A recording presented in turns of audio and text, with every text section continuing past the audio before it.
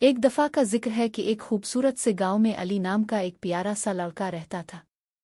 علی کی عمر تقریباً 10 سال تھی۔ وہ بہت ذہین، بہادر اور تجسس سے بھرپور تھا۔ اسے پرانی کہانیاں سننا اور نئی نئی چیزیں دریافت کرنا بہت پسند تھا۔ ایک دن علی اپنے دادا جان کے کمرے کی صفائی کر رہا تھا۔ کمرے کے ایک کونے میں اسے ایک پرانا سا صندوق ملا۔ صندوق پر گرد جمی ہوئی تھی اور اس پر عجیب و غریب نقش و نگار بنے ہوئے تھے۔ علی نے حیرت سے اسے کھولا تو اندر ایک خوبصورت مگر پرانا قالین رکھا تھا۔ قالین عام قالین جیسا نہیں تھا۔ اس کے کناروں پر سنہری دھاگوں سے ستارے بنے ہوئے تھے اور بیچ میں نیلے رنگ کا بڑا سا چاند چمک رہا تھا۔ جیسے ہی علی نے اسے ہاتھ لگایا، قالین ہلکا سا چمکنے لگا۔ علی گھبرا گیا، مگر پھر اس نے ہمت کی اور قالین کو زمین پر بچھا دیا۔ جیسے ہی وہ اس پر بیٹھا، اچانک قالین آہستہ آہستہ ہوا میں اٹھنے لگا۔ ارے، یہ کیا ہو رہا ہے؟ علی نے حیرت سے کہا۔ قالین کھڑکی سے باہر نکلا اور آسمان کی طرف الفاڑنے لگا۔ نیچے گاؤں کے گھر چھوٹے چھوٹے کھلونوں جیسے لگ رہے تھے۔ ہوا ٹھنڈی اور خوشگوار تھی۔ علی کا دل خوشی سے بھر گیا۔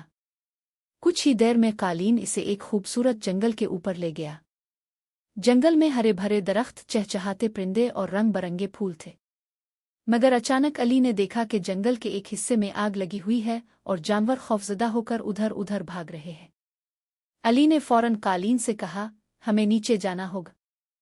ہمیں جانوروں کی مدد کرنی ہے۔ قالین جیسے علی کی بات سمجھ گیا اور فوراً نیچے اتر آیا۔ علی نے دیکھا کہ ایک چھوٹا سا ہرن درختوں کے بیچ پھنس گیا ہے۔ آگ قریب آ رہی تھی۔ علی نے ہمت سے کام لیا۔ وہ فوراً ہرن کے پاس گیا، اسے آہستہ سے پکڑا اور قالین پر بٹھا دیا۔ پھر قالین آسمان کی طرف الفاڑ گیا۔ علی نے اوپر جا کر دیکھا کہ قریب ہی ایک جھیل ہے۔ چلو جھیل کے اوپر، علی نے کہا۔ قالین جھیل کے اوپر پہنچا۔ علی نے اپنے ہاتھوں سے پانی لے کر آگ کی طرف پھینکنا شروع کیا، مگر وہ کافی نہیں تھا۔ پھر اس نے ایک ترکیب سوچی۔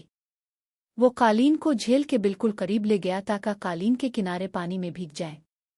پھر وہ تیزی سے آگ کے اوپر سے گزرا۔ بھیگا ہوا قالین آگ پر سے گزرتے ہی شعلوں کو بجھانے لگا۔ کچھ ہی دیر میں آگ کمزور پڑ گئی اور آخرکار بجھ گئی۔ جانور خوشی سے علی کے ارد گرد جمع ہو گئے۔ پرندے اس کے اوپر منڈلانے لگے جیسے اس کا شکریہ ادا کر رہے ہوں۔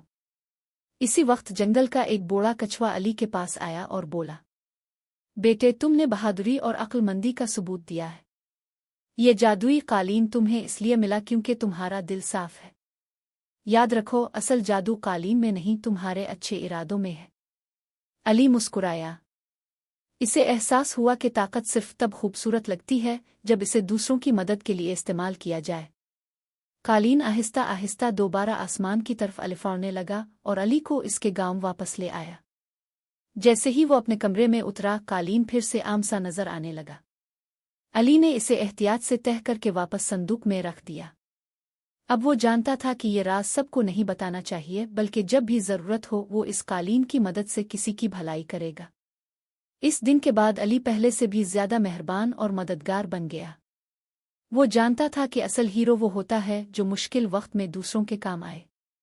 اور یوں علی اور اس کا جادوئی قالین نئی نئی مہمات کے لیے تیار رہنے لگے۔ سبق: ہمیشہ اپنی صلاحیتوں کو دوسروں کی مدد کے لیے استعمال کریں، کیونکہ اصل جادو ہمارے اچھے دل میں ہوتا ہے۔